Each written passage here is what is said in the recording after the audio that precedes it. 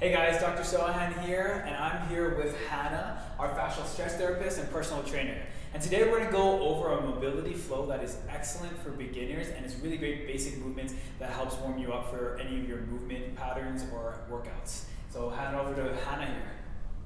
Hi guys, back again with another mobility video for you today. So today we're going to work through a mobility flow. So I'm going to coach Dr. Sohan through the flow today.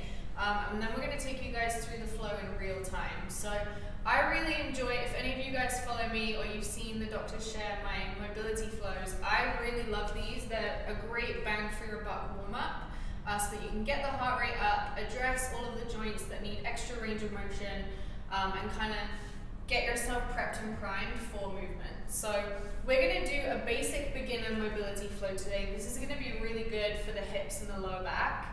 And the T-spine as well. So if you've been sitting a lot, this is a great one that you can do even just on its own if you're not going to work out as many times a day as you like. So what we're going to do is I'm going to run Dr. Sohan through the exercises one at a time, and then he's going to show you in real time what that flow would look like. So before we get into the flow, we want to make sure that we're focused on breath. So I'll just have Dr. Sohan put one hand on his chest, one hand on his belly, and just take a couple breaths here to just hone in on breathing through that diaphragm, feeling the rib cage expand. So we want to really time the breath with this flow. So you'll see that Dr. Sohan actually really emphasizes his breath as he goes through these movements. So just remembering that as we go through. So Dr. Sohan's going to start down on the mat. The first exercise that we're going to do is a downward dog into cobra combination. So these are some common yoga moves that you've probably seen.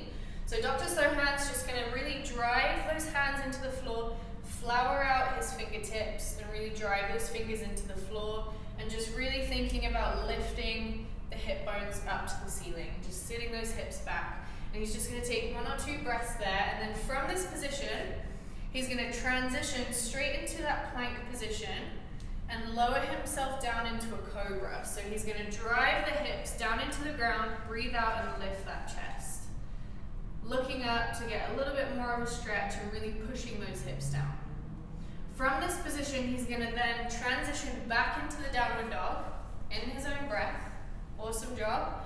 And then we're going to get into single side hip mobility. So what he's going to do is we'll start with the left leg. He's going to kick up his left leg, and this is called a downward dog scorpion. And he's going to really lift that heel up to the sky, rotate and open up that hip. And just take one or two breaths here, opening up that side. And then with control, he's going to come back down, bring that knee forward, and transition right into a runner's lunge. So for the runner's lunge, we want the hands on the inside of that foot and knee. And then in this position, I'm going to get you to just relax, Dr. Sohan, and bring that knee down. So just sitting in that position. And in this position, we're then going to go into a cat-cow stretch. So he's going to inhale, lift the chest, and really get extension through that spine. And then exhale as he pulls his belly button in and rounds the spine. And we're going to go through that one more time each. Inhale, extend. Exhale, round the spine. Awesome job. And then from here, we're going to go into more of a tensed position in that runner's lunge. So lift that back knee. And I want you to really think about separating the hips. So we're going to drive that knee forward, and we're going to drive that heel back to create separation. We're going to hold that tension, and then we're going to go into T-spine rotation. So he's going to inhale, open up the chest, exhale, reach up to the ceiling. Take one or two breaths here, and come down. And then from this position, we're going to transition straight into a hamstring stretch. So he's going to rock back, sit the bum back to the heel, and allow that hamstring, calf, everything to open up through the back of the leg. Couple breaths there. And then we're going to come forward again, and we're going to transition straight back into that plank, and then go back into our downward dog. So back into that downward dog, and then we're going to do the same thing. Just watch the wall behind you there. We're going to lift that right leg up. Again, open up that hip rotation. Awesome job. One or two breaths here. And then with control, come down, bring that knee in, into runner's lunge. Awesome job. And then relax that knee, come back down. Just relax position here into that cat-cow. So inhale, extend.